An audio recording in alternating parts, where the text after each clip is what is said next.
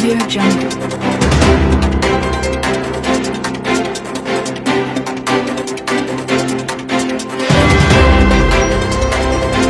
Audio Jungle.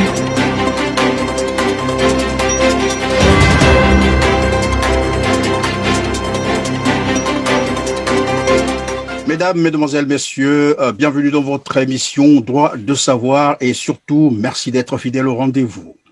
À 4 mois de l'élection présidentielle au Congo-Brazzaville, les partis et associations politiques de la majorité présidentielle se livrent aux activités anticonstitutionnelles, menant bien entendu une campagne électorale déguisée au point d'attirer l'attention du Conseil supérieur de la liberté de communication qui les a appelés à une réunion en septembre dernier au palais du Congrès. On dirait une réunion pour la forme puisque personne n'a été inquiété et la preuve, c'est qu'au sortir de cette réunion, d'autres organisations, toujours de la majorité présidentielle, continuent à mener campagne. Dans la même optique, le RDPS de Jean-Pierre Tister-Tshikaya, aujourd'hui sous Jean-Marc Tister-Tshikaya, on l'appelait à la candidature de Denis Sassou Nguesso, qui pourtant rempile 36 ans de pouvoir, son partage avec un bilan tout à fait négatif, un pays au bord du gouffre, tous les voyants sont au rouge, ce n'est qu'un secret de Polichinelle. Eh bien, pour parler de tout cela, j'ai avec moi sur ce plateau Monsieur Jean-Bruce Pombou Malonda. Il est un ancien membre du RDPS, aujourd'hui membre du Congrès pour la Renaissance du Congo, le CRC, dont il est d'ailleurs le porte-parole. Bonjour Jean-Bruce. Bonjour Christian. Alors, les Congolais t'ont connu au RDPS. Aujourd'hui, tu es au CRC, le Congrès pour la Renaissance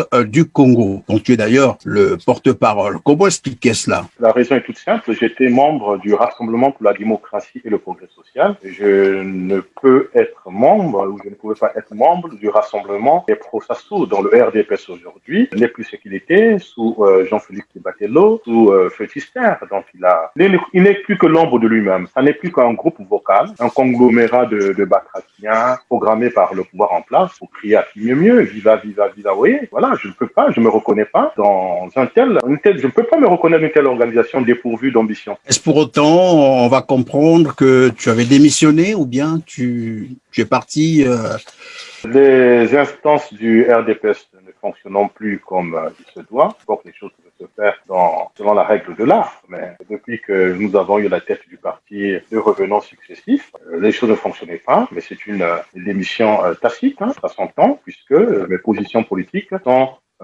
différentes de celles que porte le RDPS. Jean-Bruce, je vais t'inviter à suivre avec moi cet élément, une déclaration de Denis Sassou Nguesso, alors à l'opposition. Il déclarait en substance, si la transparence d'une élection majeure n'est pas garantie, le pays encourrait d'énormes risques. On va le suivre et on reviendra là-dessus. J'insiste pour dire que lorsque la Constitution est violée, les démocrates ne doivent pas l'accepter. Partout ailleurs en Afrique, où les dirigeants se sont permis de méprise sur ces questions, ces dirigeants ont plongé leur peuple dans les drames que nous connaissons. Je lance un appel au président de la République pour que nous sauvions la Constitution, pour que nous sauvions la démocratie et pour que nous sauvions la paix. Alors voilà, Jean-Bruce, tu viens de suivre avec moi cet élément, la déclaration de Denis Sassou Nguesso. Alors, quelle analyse fais-tu de cette déclaration, comparaison de ce que l'homme est devenu depuis qu'il a repris le pouvoir par les armes? J'ai bien retenu que tu as dit devenu. Non, je vais corriger une chose. Sassou Nguesso n'est pas devenu. Sassou Nguesso a toujours été ce qu'il est aujourd'hui. Bien caché son jeu. Donc, ce sont ses collègues. Il a parlé de l'URD à l'époque, c'était qu'ils se sont laissés abuser. L'homme n'a pas changé. D'ailleurs, ce serment d'ivrogne m'a fait sourire. Il ne croit pas en ce qu'il dit. C'est un grand démagogue. Mais il y a une autre leçon qu'il faut tirer ici qui est très importante et prend le peuple à témoin, c'est que on reconnaît quand même au feu Pascal Lissouba cette liberté, ce gabarit politique, c'est que c'était un vrai démocrate puisqu'il autorisait que de tels meetings se tiennent sous son règne, ce qui n'est pas le cas aujourd'hui. L'opposition ne peut pas se réunir librement comme Denis Sassou Nguesso se réunissait hier. Mais Denis Sassou Nguesso n'a pas de parole. Quand il dit que le respect de la parole donné est un principe cardinal pour lui, mais c'est pas un homme de parole. Voilà, c'est un cas de psychiatrie. En d'autres de jeu, je soulignais plutôt une campagne électorale déguisée menée par les partisans du pouvoir actuel de Brazzaville. Je sais également que le Congrès pour la Renaissance du Congo, le CRC, n'est pas pour les élections, ni pour la concertation qui vient d'être convoquée à Madingu. Mais je sais que vous suivez au moins l'évolution de l'actualité politique au Congo-Brazzaville. Quelle appréciation avez-vous des événements tels que ça se déroule sur le terrain? Ce spectacle, ce folklore politique auquel nous assistons aujourd'hui, on parle de élection parodiée électorale. Il n'y a jamais eu de vraie élection sous Denis Sassou Nguesso. Il parle de dialogue, c'est un dialogue de sourds, c'est une entourloupe, c'est une occasion pour encore enfumer le peuple congolais. Mais ce qui est à craindre, ce que je crains le plus, c'est que cette fois-ci, le peuple ne se laisse pas désabusé par Denis Sassou Nguesso. Parce qu'il s'entête et il continue à se montrer sourd. Cette surdité, quand même, est assez curieuse. Quelqu'un qui est totalement indifférent vis-à-vis du cri du peuple, des pleurs, il n'entend rien. Mais jamais un homme n'a été un défilement aussi fort que tout un peuple réuni. Donc ma crainte, c'est que cette énième entourloupette, ce folklore politique organisé par le pouvoir en place, qu'il n'abute justement à des drames au Congo.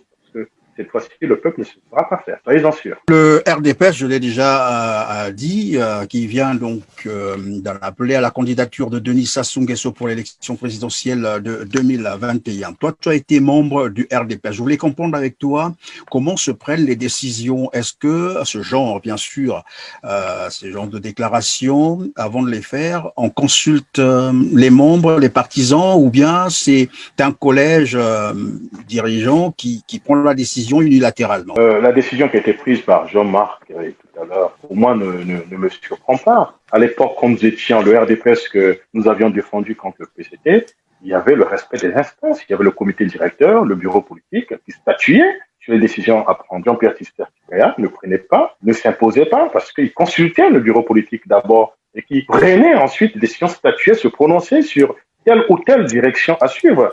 Moi, aujourd'hui, je crains que ce ne soit pas le cas. Le RDPS, je vous ai dit tout à l'heure, n'est plus le rassemblement pour la démocratie et le progrès social, le rassemblement des pro-Sassou. Alors, les décisions qui se prennent au RDPS, elles sont peut-être prises, c'est des oukases, elles sont dictées depuis le PCT. Donc, c'est des décisions qui sont impopulaires. Mais je dois rappeler à ceux qui en reste du RDPS aujourd'hui, Bernard Bati, Makoundi, Julien, il faut pas perdre de vue les événements de Ngungu en 2008. Ils ne prennent pas les militants du RDPS pour des couards, parce que ceux-là vont se réveiller tôt ou tard. Et je crains qu'il y ait justement, c'est peut-être, je ne lance pas un appel à la vindicte populaire, mais c'est tout comme, qui se méfie quand même, parce que le peuple couloir dont je fais partie n'est pas dupe, il va se réveiller. Il est peut-être même déjà revenu. Maintenant que la déclaration est faite, vous ne pensez pas que finalement le vin est tiré? Les Kouilois, les ressortissants du Kouilou, les Vili Lombe, Lumbu, Valency des Pounou et tous ceux-là que nous avons accueillis, donc tous les peuples congolais, tous les peuples de Pointe-Noire n'ont jamais été pour Denis Sassou Nguesso. C'est quelques godillots qui ont accompagné,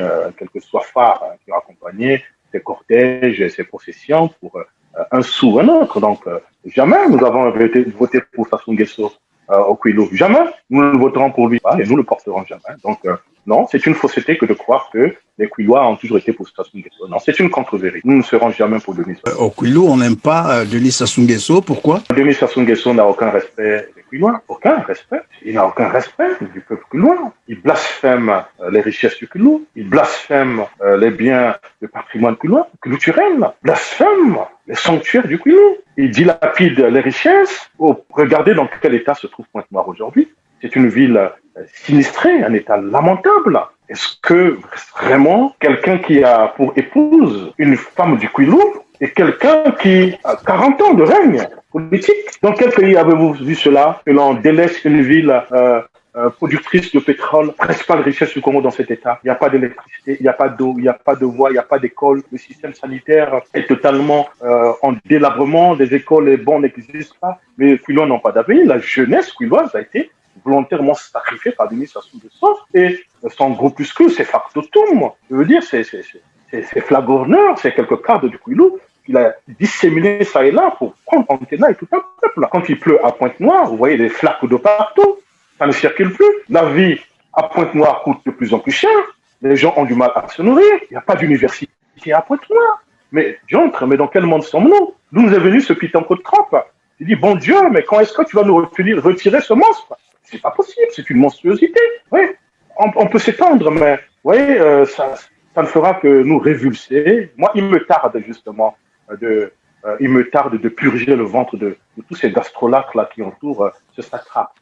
Je pense que le temps viendra. Je ne pense pas que cet appel à la candidature de Denis Sassou Nguesso fait référence à ce que ce dernier aurait promis, sinon pas aurait, il avait promis une nouvelle municipalisation accélérée, comme le disent, pour Pointe-Noire, après la toute première. Vous parlez de municipalisation, mais je sais si c'est un mot qui a sa place.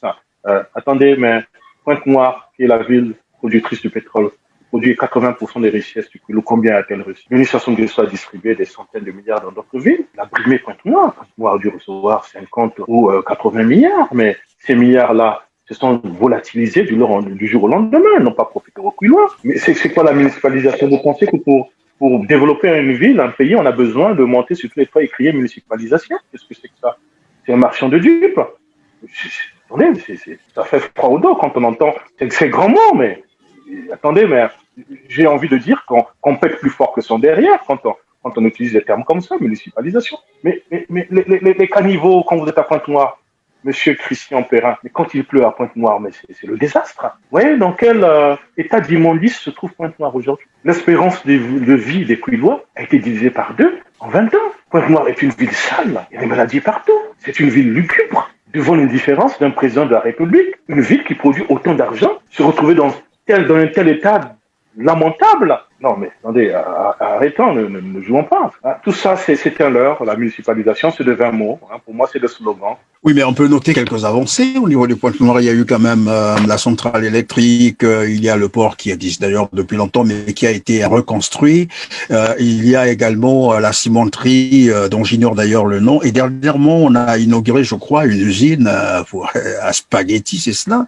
Ça me fait sourire. Vous savez à quoi sert le port de Pointe-Noire? À importer des croupillons de dinde pour empoisonner les populations du Kwilu, et les armes pour les tuer. Donc ça soupille le Kwilu, il vend le pétrole du Kwilois, et avec cet argent, il achète les armes pour tuer le Kwilois. Vous voyez le paradoxe? Mais vous me parlez de la centrale électrique, mais elle se trouve en plein dans mon village de mes grands-parents. Je suis d'Indiano, moi. En contrepartie de l'électricité qui ne profite pas du tout à Indiano. Dans le courant, l'électricité produite à Indiano ne profite pas aux populations. Maintenant, directement aux ressortissants de là. Mais en contrepartie, qu'est-ce qu'ils ont en retour? Ils ont la pollution, les redevances, les indemnités versées par les sociétés pétrolières. Aujourd'hui, on les pointe du doigt. Mais attends, ces sociétés-là versent des redevances au gouvernement, mais ils ne redistribuent pas aux populations. Les populations kwiloises, les ressortissants de Pointe-Noire, les peuples autochtones, on va le découvrir tôt ou tard, vont développer des maladies pulmonaires graves à cause de l'inhalation, de la pollution.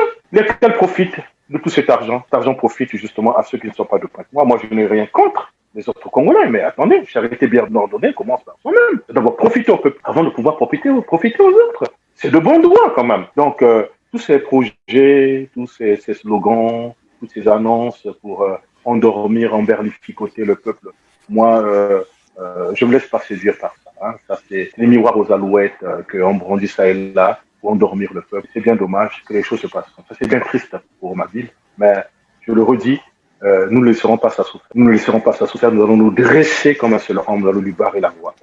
Je veux lui rappeler les événements de 2008 lors de l'inhumation de Jean-Pierre Chissel. Ils s'en remémorent. Le peuple kwilois n'est pas un peuple lâche. La jeunesse du Kwilu n'est pas une jeunesse lâche. Nous lui avons laissé assez de temps, mais cette fois-ci, Denis Sassou Nguesso, cette fois-ci, nous allons l'arrêter. J'aime à dire que Sassou sème le Congo de ses ruines, mais son pouvoir s'arrête. Mais pourtant, on a des gens comme Jean-Marc Tissertikaya qui, sans hommage, on a appelé à la candidature de Denis Sassou Nguesso, c'est qu'il y a bien des raisons. Attendez, vous parlez de qui? De Jean-Marc? Mais c'est enfin indigne de son père. Vous trouvez normal qu'il collabore avec l'assassin de son père? Pensez que quand on est un homme dûment constitué, on peut se permettre de tels travers. C'est grave. L'acte qu'il est en train de poser, Jean-Marc, c'est un frère. Nous avons grandi ensemble, mais je n'aurais jamais imaginé qu'il serve un assassin. Primus inter pares des assassins d'Afrique qui s'alignent volontairement. Le pédigré, qu'est-ce qu'il y a dans le pédigré de Jean-Marc politique? Mais Jean-Marc je disais d'entrée de jeu que c'est un revenant, quelqu'un qui est tombé comme ça. que ça soit parachuté pour domestiquer le parti. Et voilà ce qu'il en est. Donc, c'est des gens qui sont programmés par le PCT, c'est des gens qui ne traînent pas de foule, c'est des gens qui ne sont pas des leaders, qui n'ont aucune ambition, ni pour le pays, ni pour le Kwilu, ni pour eux-mêmes. Ils sont là pour assurer justement le service. C'est tout. Donc, Marc, ça ne me surprend pas de lui. Voilà. On ne pouvait pas s'attendre à autre chose qu'à une telle décision. D'ailleurs, qu'il y ait élection ou pas au Congo, nous connaissons les intentions. Les élections sont d'avance jouées. Une fois de plus, je veux dire à Denis Sassou Nguesso, à Jean-Marc, à tous les sycophantes, tous ces flagorneurs qui le soutiennent, Pointe-Noire, à Bradali, partout dans le pays. Cette fois-ci, Sassou Nguesso ne passera pas. Cette fois-ci, Sassou Nguesso ne passera pas. C'est-à-dire, c'est quoi? Qu'est-ce qui est prévu? Nous allons le stopper. Ça fait des années, des décennies que nous travaillons, et nous pensons que trop c'en est trop. Et nous allons l'arrêter. Vous savez, je vais vous citer un passage de la Bible avec votre permission. On va aller dans les Saintes Écritures. On est dans le livre des Nombres, au chapitre 35, au verset 33. Il est précisément dit ceci. Vous ne souillerez pas le pays où vous serez. Donc cette parole de Dieu s'adresse au peuple congolais. Vous ne souillerez pas le pays où vous serez, car le sang souille le pays et il ne sera fait pour le pays aucune expiation du sang qui sera répandu que par le sang de celui qui l'aura répandu. Une adresse à l'endroit des jeunes Kwilu, sinon des jeunes Congolais, puisque le CRC, sont les 12 départements du Congo. Je veux dire à la jeunesse congolaise de se tenir prêt, de ne pas se laisser désabuser une fois de plus. Cette jeunesse que Sassou Nguesso et sa cour ont laissée en déshérence pendant des années. Cette jeunesse sacrifiée, la jeunesse congolaise a le droit de croire en un avenir meilleur et notre pays a toutes les ressources pour garantir à chaque citoyen congolais, chaque étudiant, à chaque retraité, à chaque travailleur, à chaque femme, à chaque enfant. Notre pays a beaucoup de ressources pour garantir une vie décente et digne. Donc, les dictateurs ne lâchent pas prise facilement, sans y être contre. On ne veut pas partir de lui-même, nous allons le faire partie. Jeunesse congolaise, tenons-nous prêts. Soyons actifs, mobilisons-nous, parce que ce pays-là est le nôtre, ce pays qu'on est en train de vendre aux étrangers. Le Congolais est devenu un paria, un malheureux dans son propre sol. Merci Jean-Bruce Pombou Malonda d'avoir répondu à toutes nos questions sans embâche en plus, et à nos chers internautes et chers téléspectateurs, vous qui avez été une fois de plus fidèles à votre émission. Quant à moi, je vous dis bye bye et on se retrouve très prochainement.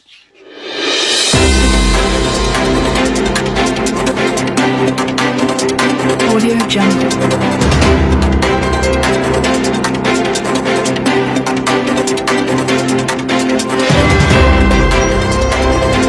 Audio Jungle.